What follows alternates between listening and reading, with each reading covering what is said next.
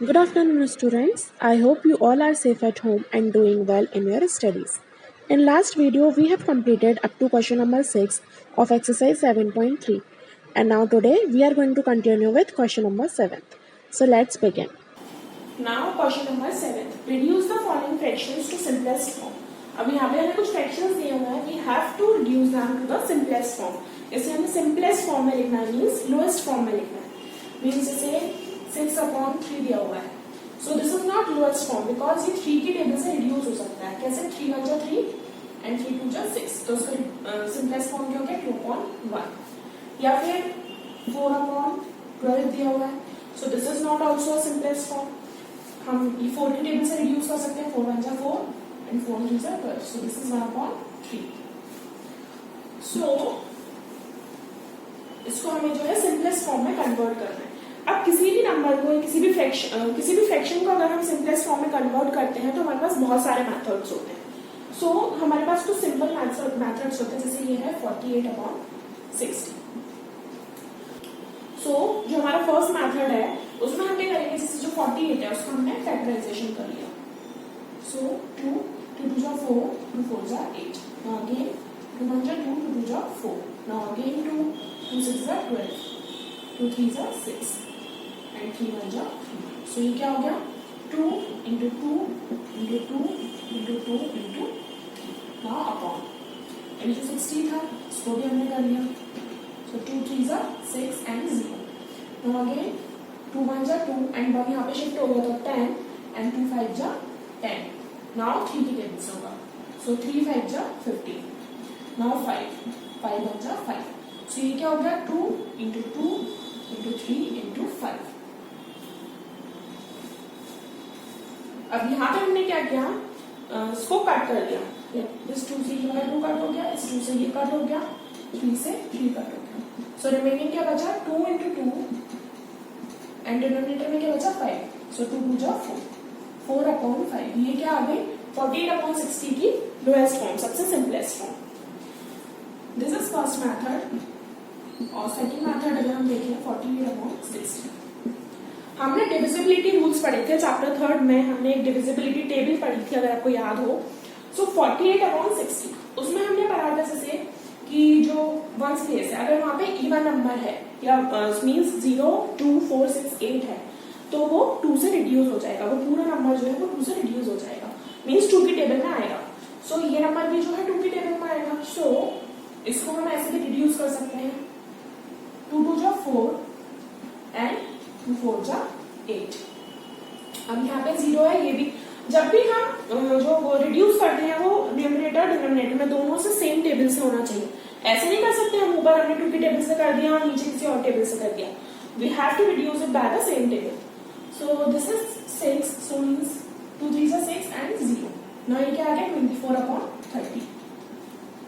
Now again 2 1 जा 2 2 2 जा 4 and 30 क्या हो गया 15. सो दिस इज 12/15. अब ये 12 है और ये 15 है. अब 5 तो जो इवन नंबर नहीं है ये 2 की टेबल में नहीं आता. सो अब हम 3 से चेक करते हैं इसकी डिविजिबिलिटी.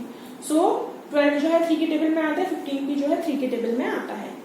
सो 3 4 जा 12 3 5 जा 15. सो दिस इज 4/5.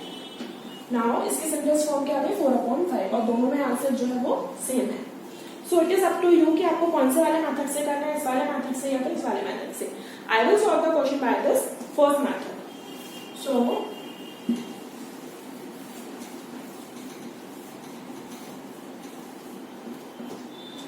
फर्स्ट वाला हमने यहाँ सॉल्व कर लिया था. 2 into 2 into 2 into 3 into 2 into 3 and 2 into 2 into 3 into 5. So 1 2 1 2 and this is 3 3. So remaining क्या बचा था 2 into 2 this is 4 and 5. So 4/5 is the simplest form of 48/60. Now next is 150/60.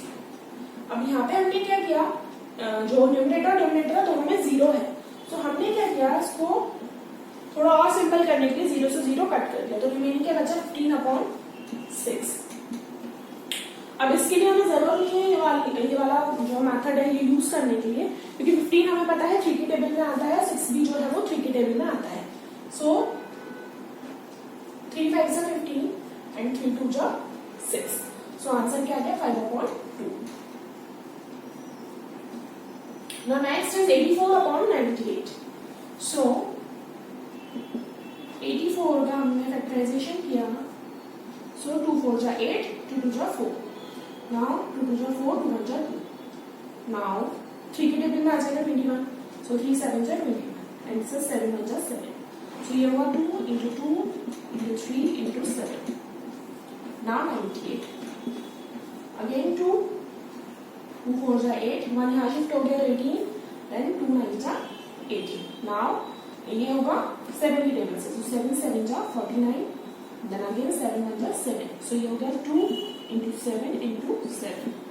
और यहाँ पे से 2 से 8 2 हमने जो है कट कर दिया, then 8 7 से हमने यहाँ पे 7 कट कर दिया। क्या बचा हमारे पास 2 into 3 और अपॉन में क्या बचा 7। So 2 into 3 is 6 and this is 7। So 6/7 is the lowest or we can say simplest form of 84/98। Now remaining some D and E is your homework. So try to do it yourself. Now question number 8. Ramesh had 20 pencils, Shilu had 50 pencils and Jamal had 80 pencils.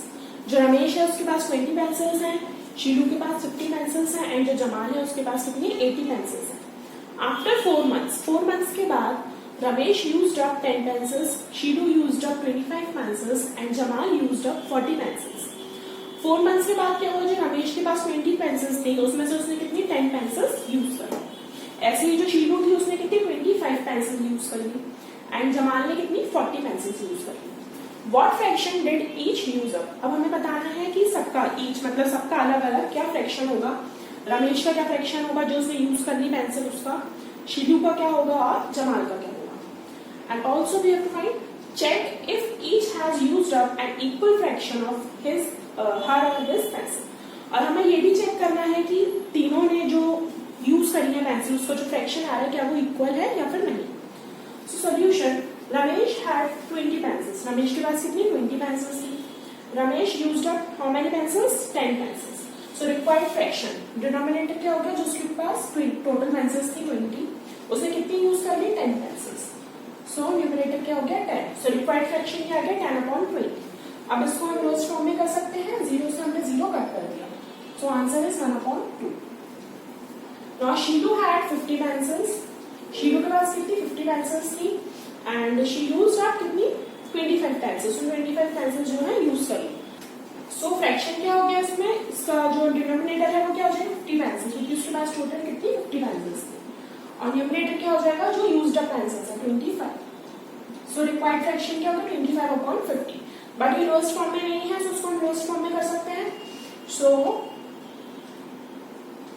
इसको मैंने 5 से reduce किया। सो 5 5 जो 25 and 5 10 जा 50। सो ये क्या है 5/10। Again ये रिड्यूस हो जाएगा 5 1 जा 5, 5 2 जा 10। सो this is 1/2। So required fraction क्या है 1/2। Now Jamal had 80 pencils and Jamal के पास कितनी 80 पेंसिल्स थी। Jamal used up 40 pencils. कितनी पेंसिल्स यूज कर रही है उसने 40 पेंसिल्स। सो रिक्वायर्ड फ्रैक्शन क्या होगा, डिनोमिनेटर हो गया 80 जो टोटल पेंसिल्स थी और न्यूमरेटर हो गया 40 जो यूज्ड अप पेंसिल्स थी जो उसने यूज कर ली थी। सो फ्रैक्शन 40/80, 0 से 0 जो है रिड्यूस हो गया 4/8, 4/8 भी रिड्यूस हो जाएगा 4 1 जा 4, 4 2 जा 8। सो दिस इज ऑल्सो 1/2। अब तीनों में हमने देखा था, तीनों का हमने फ्रैक्शन निकाल लिया, जो ईच यूज अप मतलब सबका हमने फ्रैक्शन निकाल लिया। अब सेकंड हमें चेक करना था कि सबका इक्वल फ्रैक्शन आ रहा है क्या।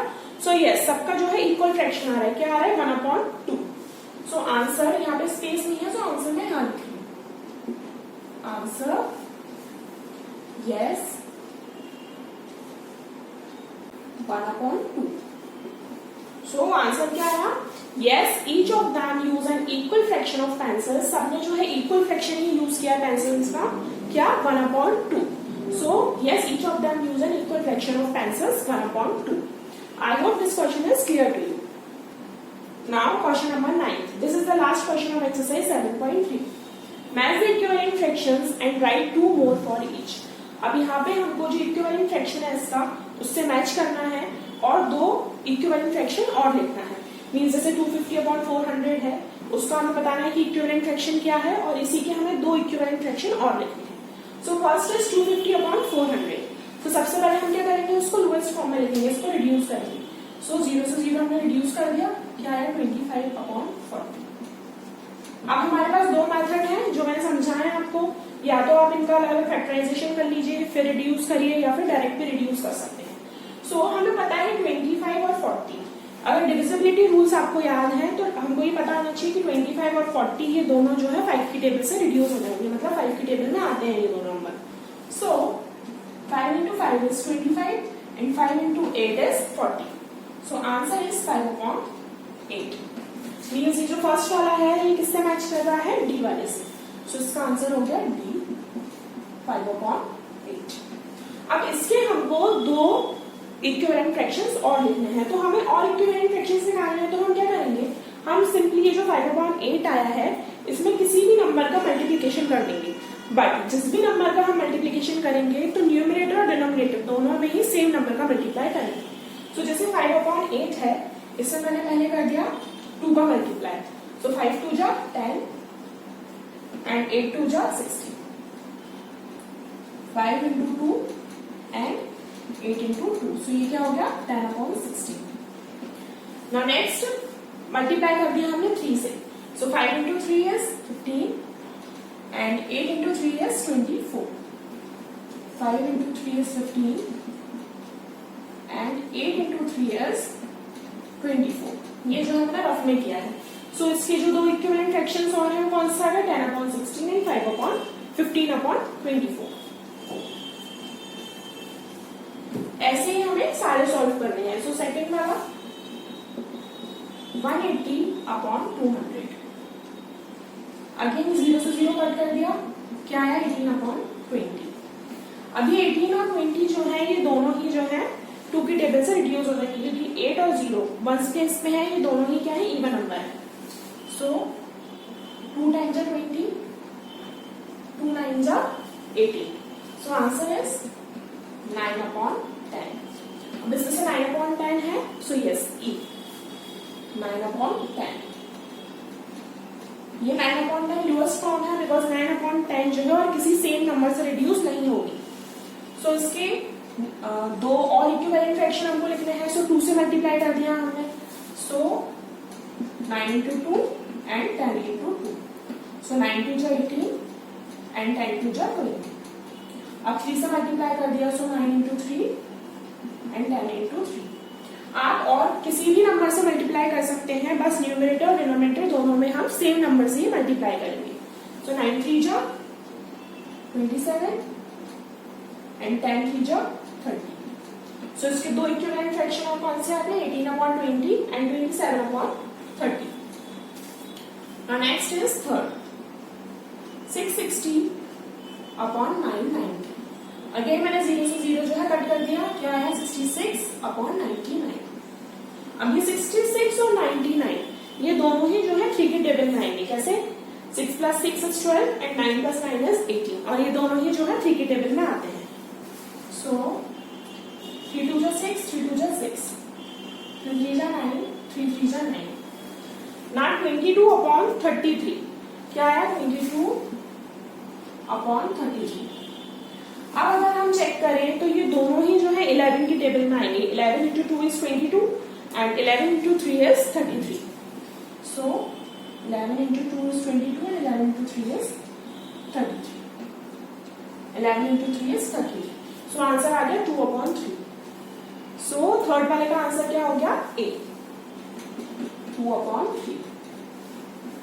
इसके हमने 2 इक्विवेलेंट फ्रैक्शन और लिखे। अब हम उसको 4 से कर देते हैं। 2 into 4 और 3 into 4। 2 4 जा 8 and 3 into 4 is 12। अब हम एक और फ्रैक्शन लिख रहे हैं तो हम उसको 5 से कर लेंगे। 2 5 जा 10 and 3 5 जा 15। सो इसके और इक्विवेलेंट फ्रैक्शन कौन से आ गए, 8/12, 10/15।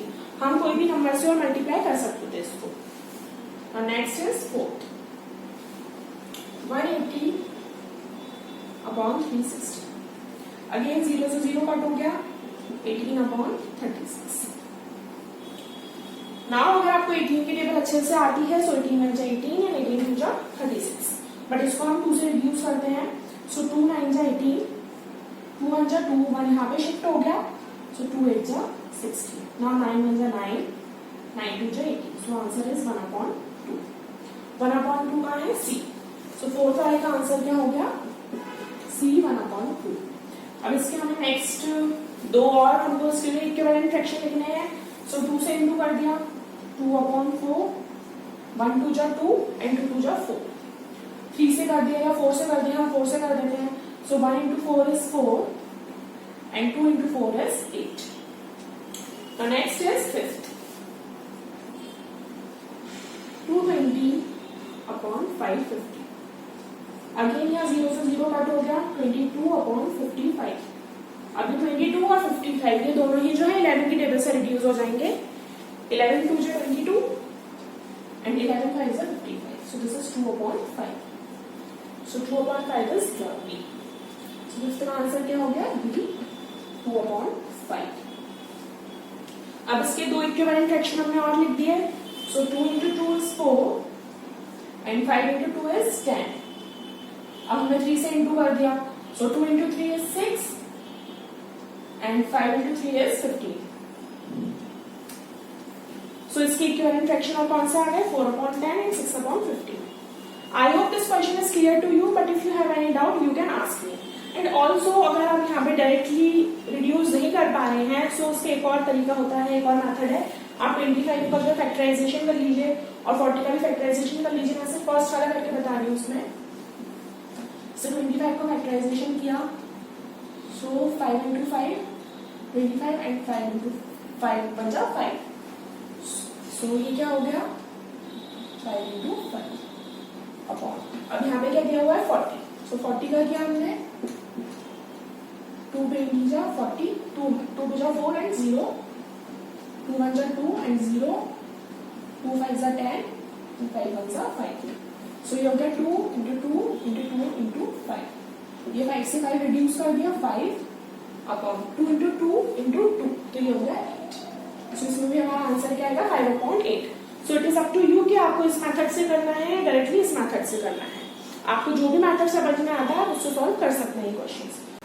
So exercise 7.3 is completed, and if you have any doubt in any of the question of this exercise, you can ask me. And now we will start exercise 7.4 in our next video.